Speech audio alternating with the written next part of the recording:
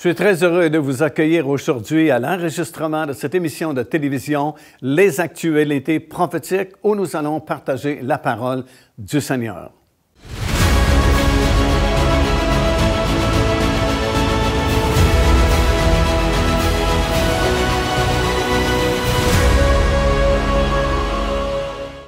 Finalement, les Philistins ont retourné l'Arche de l'Alliance en Israël et puis elle est arrivée à Beth-Shemesh, en plein milieu d'un champ, alors que c'était le temps de la moisson.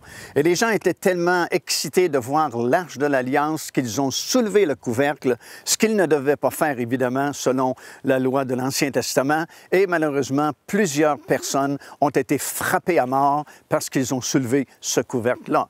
Alors, ils ont décidé de l'envoyer jusqu'ici à Kiriath-Yearim.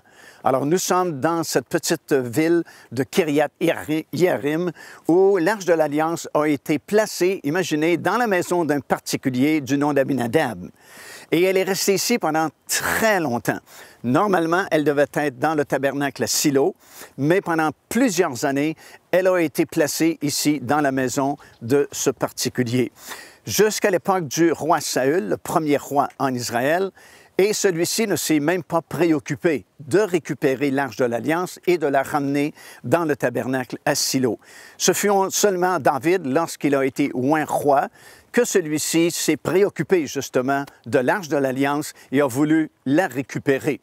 La raison pour laquelle je pense que Saül ne s'est pas donné la peine de chercher et de trouver l'Arche pour la ramener dans le tabernacle à Silo, c'est que Saül n'était pas vraiment un roi selon le cœur de Dieu, selon la volonté de Dieu. C'était en langage biblique, le jargon biblique, on dit toujours c'était un roi de tête et d'épaule, un roi qui était charnel, qui désobéissait souvent à l'Éternel. Et c'est d'ailleurs ce qu'on a vu lorsque Samuel a oint Saül et qu'il a oint David. Il y avait vraiment une grande différence parce que lorsqu'il a oint Saül, ce fut avec une fiole d'huile qu'il a été oint, et lorsqu'il a oint David, ce fut avec une corne d'huile. Et vous dites, quelle est la différence entre une fiole et une corne? C'est que la fiole, c'est une fabrication humaine, tandis que la corne venait d'un animal, c'était la création de Dieu. Et c'était vraiment comme un symbole de la différence qu'il y avait entre le charnel et puis le spirituel. Alors, David a récupéré l'Arche de l'Alliance. Ici, il est parti de Jérusalem. Lorsqu'il fut oint roi, il y a eu deux choses vraiment à cœur. Première chose, c'était de prendre la ville de Jébu, qui appartenait aux Jébusiens à cette époque-là, afin de faire de cette ville la ville du grand roi, la ville de Jérusalem, telle que nous la connaissons aujourd'hui. Et la deuxième chose qu'il a voulu faire, c'est de récupérer justement l'Arche de l'Alliance, qui était entreposée ici à Kiriath-Yearim. Et vous savez, là où nous sommes très près de ces fameuses villes où les Philistins avaient gardé l'Arche de l'Alliance et l'avaient placée dans la maison de leur dieu, Dagon, à l'époque. Et vous savez l'histoire sans doute, comment la statue de Dagon avait été renversée, elle avait été brisée vraiment. Et puis des plaies, des maladies qui étaient tombées sur les gens qui habitaient ces villes-là, qui étaient situées ici le long de la mer Méditerranée. Et c'est pourquoi on a décidé de retourner l'Arche de l'Alliance en Israël. Alors, ce fut David qui a voulu récupérer l'Arche qui était ici à Kiriath-Yearim. Il a voulu bien faire, il avait fait construire un char neuf, comme les Philistins avaient fait pour transporter l'Arche. Mais selon la Bible, selon les instructions que Dieu avait données à Moïse pour Israël, l'Arche de l'Alliance devait être transportée sur les épaules des prêtres, sur les Lévites. Et David a fait cette erreur, il a fait construire lui aussi un char neuf. Alors il a récupéré l'Arche de l'Alliance dans la maison d'Abinadab ici, a placé l'Arche de l'Alliance justement sur ce char neuf. Et pas tellement loin d'ici, vous voyez Nakon. Et la Bible dit sur l'aire de Nakon, les aires c'était toujours vers le sommet des montagnes parce que c'est là où on séparait le blé de la paille. Alors, il fallait que ce soit bien ventilé. Et sur l'aire de Nakon, ici, le char a trébuché sur une pierre qui était là. Et l'arche est venue pour tomber. Et c'est un des serviteurs de la maison d'Abinadab qui a voulu protéger, dans le fond, l'arche de l'Alliance. Et il a été frappé, lui aussi, à mort. Alors, David était vraiment découragé. Alors, il a laissé l'Arche de l'Alliance là, dans la maison d'une autre personne, Abinadab.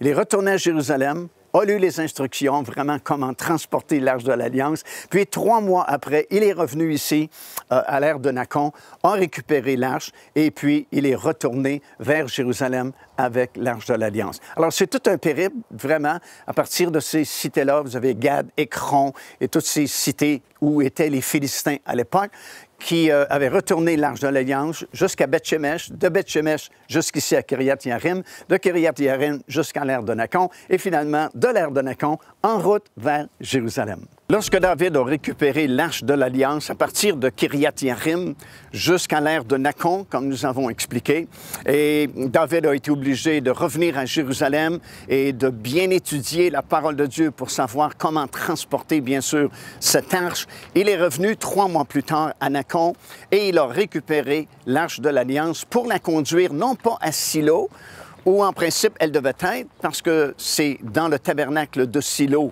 que l'arche avait été entreposée pendant plusieurs années dans le lieu très saint du tabernacle qui était là-bas, mais plutôt que de la conduire à Silo, il l'a conduite ici, à Sion, dans la cité de David. Lorsque nous parlons dans la Bible de la cité de David, bien sûr, nous ne parlons pas de la ville de Jérusalem moderne telle que nous la connaissons aujourd'hui, mais nous parlons de cet endroit ici qui appartenait autrefois aux Jébusiens. Peut-être qu'on se souvient, lorsqu'Israël a fait la conquête du pays de Canaan, il y avait plusieurs nations, évidemment, qui habitaient dans le pays. Et il y avait ces Jébusiens qui habitaient dans le sud du pays, ici. Ils habitaient la ville de Jébu. C'était construit tout près de la source du Gihon, une des rares sources qu'il y a ici dans la région. Et ça avait devenu vraiment une forteresse.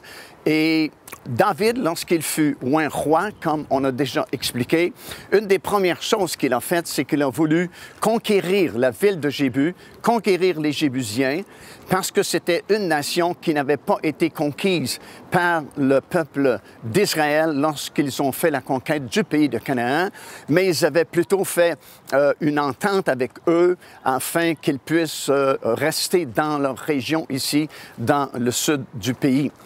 Et David a fait cette promesse, il a dit, aujourd'hui même, nous allons conquérir la ville de Jébu, conquérir les Jébusiens. Et c'est ce qu'il a fait. Nous lisons cette histoire dans le livre du prophète Samuel, comment David a conquis la ville de Jébu, a conquis les Jébusiens, s'est emparé de son territoire et c'est devenu la cité de David. Alors, lorsqu'on parle de la montagne de Sion et que David a récupéré l'Arche de l'Alliance ici, sur la montagne de Sion, dans la cité de David, ben c'est l'original ici. Bien sûr, de nos jours, on parle de la montagne de Sion, à un certain endroit dans la Jérusalem moderne, mais la véritable montagne de Sion, elle est ici, dans la cité de David, le territoire que David avait conquis des Jébusiens à l'époque.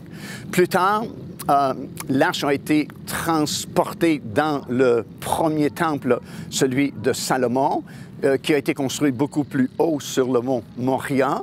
Mais pendant tout ce temps-là, l'Arche de l'Alliance a été placée ici par David sur la montagne de Sion. Et c'est devenu une brèche prophétique dans l'Ancien Testament parce que cette arche est demeurée sur la montagne de Sion pendant toute la génération de David.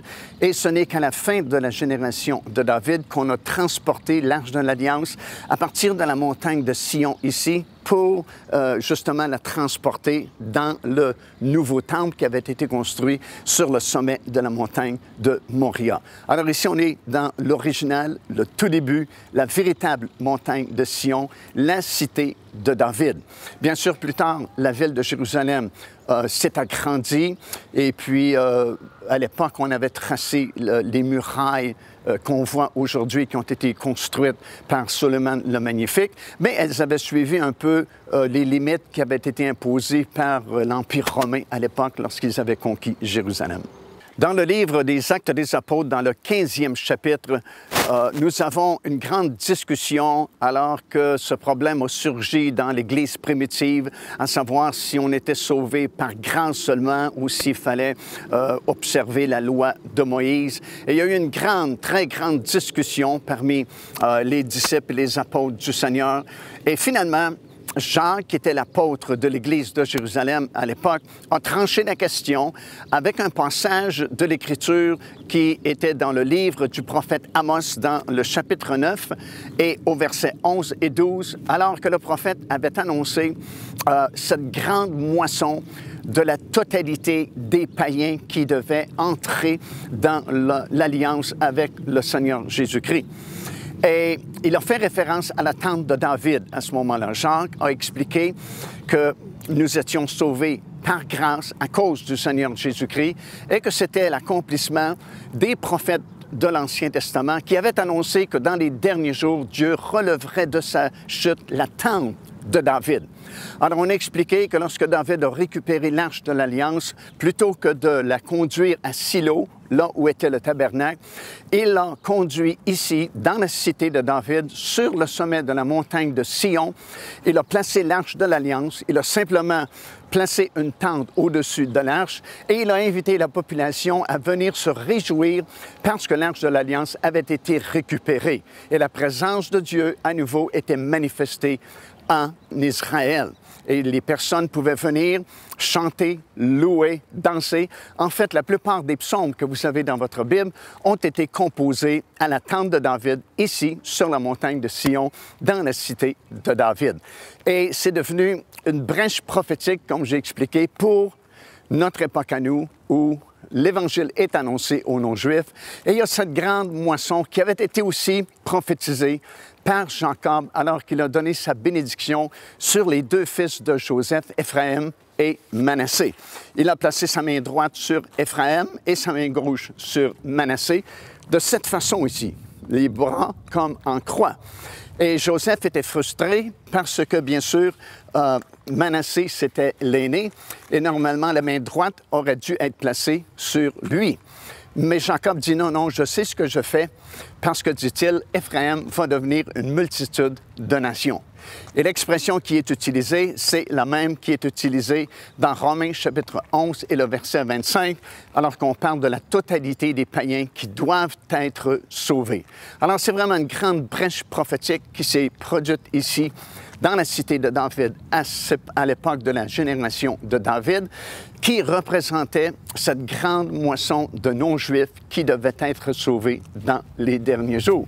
Et c'est pourquoi nous remercions le Seigneur de pouvoir vivre à cette époque-ci, alors que nous sommes en train d'accomplir les prophéties de la parole du Seigneur. Et lorsque le Seigneur Jésus-Christ est venu et qu'il a donné sa vie pour nous sur la croix de Golgotha, certains commentateurs bibliques nous disent qu'il a été crucifié, lui aussi, de cette façon-là, les bras en croix comme cela, un peu comme le serpent d'airain qui avait été placé sur ce poteau que Moïse avait fait dans le désert. Le serpent était comme tordu parce que ça représentait cette grande moisson des derniers jours. Et en fait, Éphraïm, c'est comme une figure, si vous voulez, ou un symbole de cette grande moisson des derniers jours où la multitude des païens entendrait prêcher le salut en Jésus-Christ et viendrait à la connaissance de la parole du Seigneur et serait sauvé. Alors, tout a commencé ici, dans la cité de David, sur le sommet de la montagne de Sion. Alors, si nous revenons au psaume 83 et nous regardons la description qui nous est donnée, nous remarquerons qu'il y a 10 nations aux alentours d'Israël qui sont mentionnées dans ce psaume-là. Et ça va comme ceci. Premièrement, vous avez les tentes d'Édom qui sont mentionnées. C'est symbolique des Palestiniens d'aujourd'hui. Les Ismaélites, représentés par l'Arabie saoudite et le monde arabe en général. Moab, qui est le centre de la Jordanie moderne, les Agaréniens, qui représentent l'Égypte et les descendants d'Agar, Gebal, qui est situé au nord du Liban, est mentionné dans Josué, chapitre 13, et le verset 5, et dans 1er Roi, le 5e chapitre, et le verset 18. Ammon, qui représente le nord de la Jordanie. Amalek est mentionné, symbolique de l'Arabie saoudite et des régions du Golfe. Les Philistins, qui représentent la bande de Gaza et le Hamas. Tyr, qui représente le sud du Liban et le Hezbollah. Et la Syrie, qui est mentionnée, qui représente la Syrie et le nord de l'Irak. Alors, comme on a mentionné précédemment, non seulement le psaume 83 est-il une prière, mais c'est également une prophétie qui a été donnée par le prophète Asaph d'une guerre qui inclut ces 10 nations-là qui sont situées autour d'Israël contre, évidemment, Israël.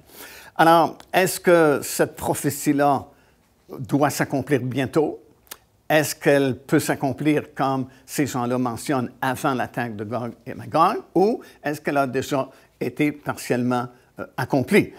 Alors, ce que j'ai trouvé en cherchant une réponse positive et définitive à cette question-là, c'est que, bien sûr, ces nations-là ont souvent attaqué Israël.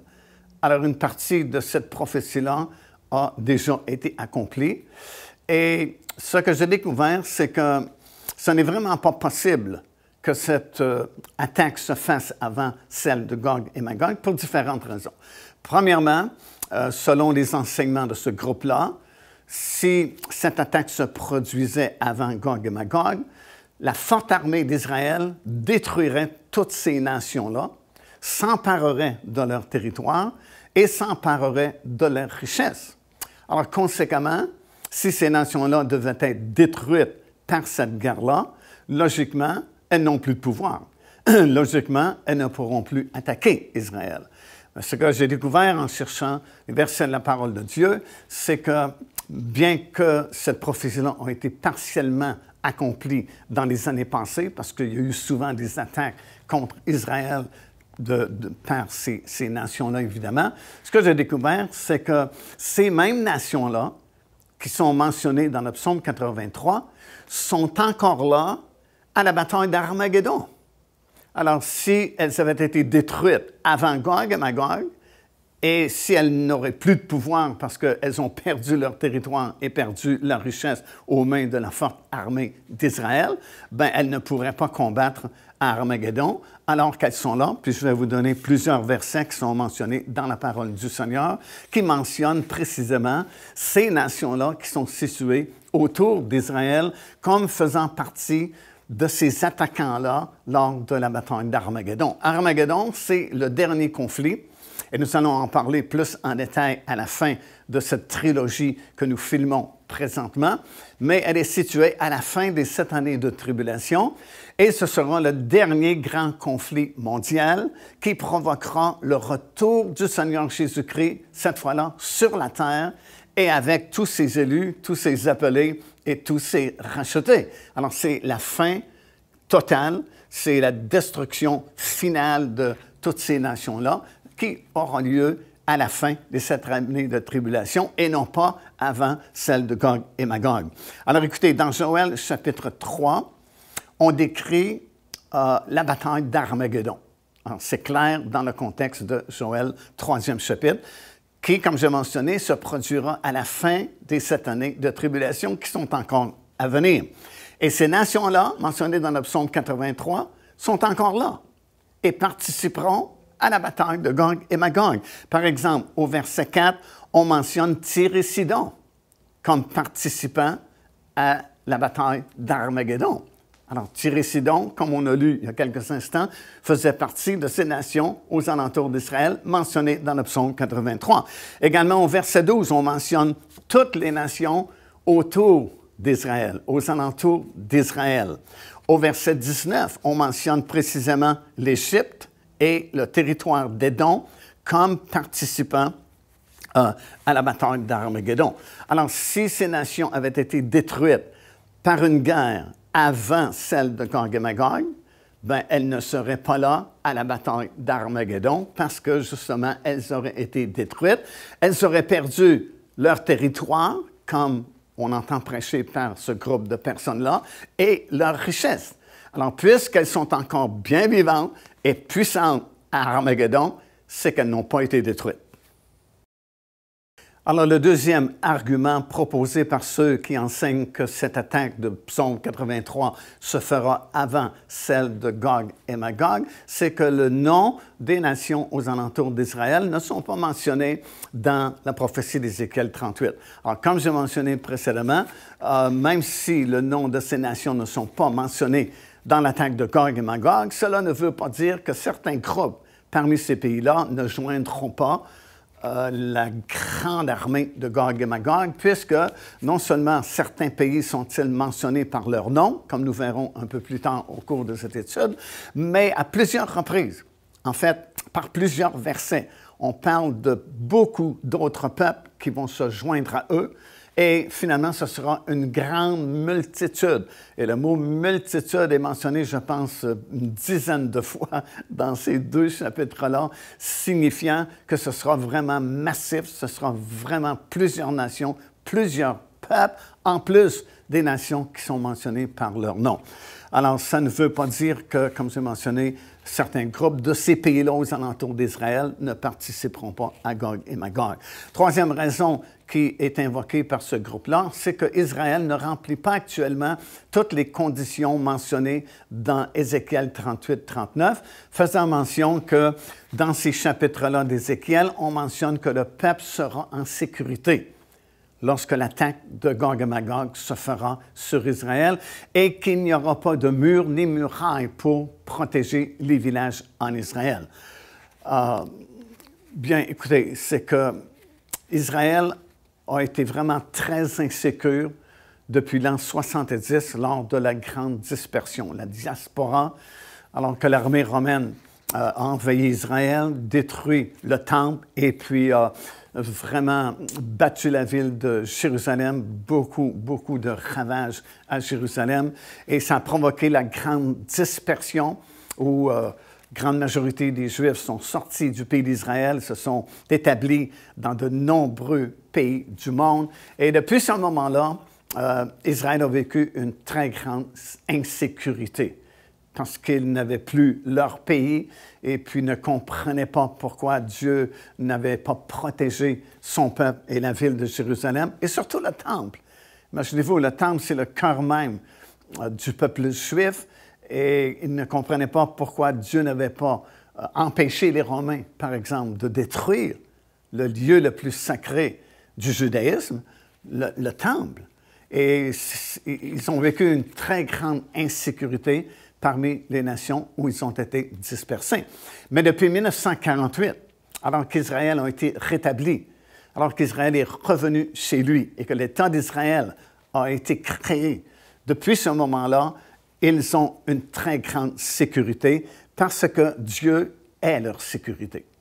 Dans le psaume 121, des versets 4 jusqu'à 8, Dieu leur fait cette promesse qu'ils ne seront plus jamais dispersés à nouveau parmi les nations. Alors, Israël est revenu chez lui, comme nous l'avons vu précédemment. Israël a été recréé, l'État d'Israël existe depuis 1948, et Dieu leur a promis que maintenant qu'il les a ramenés dans leur pays, ils ne seront plus jamais dispersés à nouveau. Alors, peu importe les attaques qui vont venir contre Israël, ils peuvent s'appuyer sur la parole de Dieu, sur la promesse de Dieu qui a promis qu'ils ne seraient plus jamais dispersés.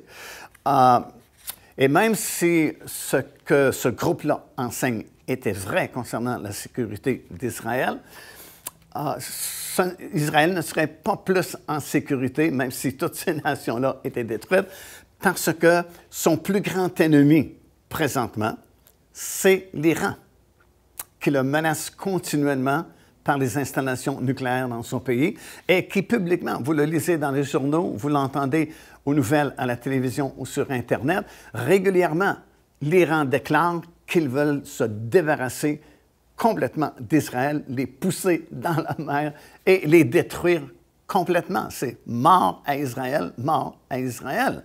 Alors, même si les autres nations étaient détruites par une guerre supposément du psaume 83, son pire ennemi est là parce que l'Iran n'est pas mentionné dans les nations du psaume 83. Alors, même si toutes les autres nations étaient détruites, Israël serait encore face à l'Iran et les autres nations plus éloignées parce que l'Iran ne fait pas partie de la liste des nations mentionnées dans le psaume 83. Alors, récemment, le premier ministre israélien Benjamin Netanyahu disait qu'ils veulent la paix, mais pas au prix, dit-il, de notre sécurité. Alors, Israël sait qu'il est en sécurité. Et le mot lui-même, en hébreu, veut dire confiance. Et s'il y a une chose que l'armée d'Israël possède, s'il y a une chose qu'en Israël, on possède également, c'est cette confiance-là. Confiance surtout dans la parole du Seigneur, qui leur a promis que plus jamais ils seront déportés dans d'autres nations, puisqu'ils sont revenus, le pays a été reformé, Israël existe bien et il est en sécurité parce que Dieu maintenant est sa sécurité. Et aucune nation, de toute façon, ces nations-là autour d'Israël n'oseraient pas présentement attaquer Israël. Alors, c'est vraiment un privilège de pouvoir produire ces émissions de télévision, les actualités prophétiques et de venir chez vous avec le grand message de la parole du Seigneur. C'est le message qui peut changer votre vie, qui peut vous transformer, parce qu'il n'y a qu'un seul Seigneur. Son nom est Jésus-Christ, celui qui peut sauver, celui qui pardonne, celui qui peut nous transformer, qui peut effacer tout notre passé. Juste le fait de dire, Seigneur, je reconnais mon besoin, je t'accepte comme mon Seigneur et mon Sauveur, et tout à coup, tout va changer dans votre vie. La parole de Dieu dit ceci, si quelqu'un est en Jésus-Christ, il est devenu une nouvelle créature. Et la Bible dit, les choses anciennes sont terminées, et voici, toutes choses sont devenues nouvelles. Faites-en l'expérience. Repentez-vous, acceptez le Seigneur Jésus-Christ, et voyez la différence. Vous deviendrez vraiment une nouvelle personne. Il y a 2000 ans, exilé sur une île, une multitude de mystères, une révélation pour le futur. Apocalypse. Découvrez les secrets et les bénédictions que l'apôtre Jean a écrits dans ce livre mythique, avec ce nouveau coffret DVD renfermant plus de 10 heures d'enseignement. Apocalypse, disponible au www.paindevie.org. Devenez partenaire avec ce ministère par votre soutien financier et aidez-nous à planter le flambeau de l'Évangile à travers le monde entier. Vous recevrez un enseignement audio à tous les mois de la part de l'évangéliste Mario Massicotte, ainsi que notre bulletin de nouvelles prophétiques incluant des enseignements bibliques, des nouvelles du ministère et des commentaires sur les actualités prophétiques. Débutez dès aujourd'hui en visitant notre site web www.paindevie.org ou par courriel à info@paindevie.org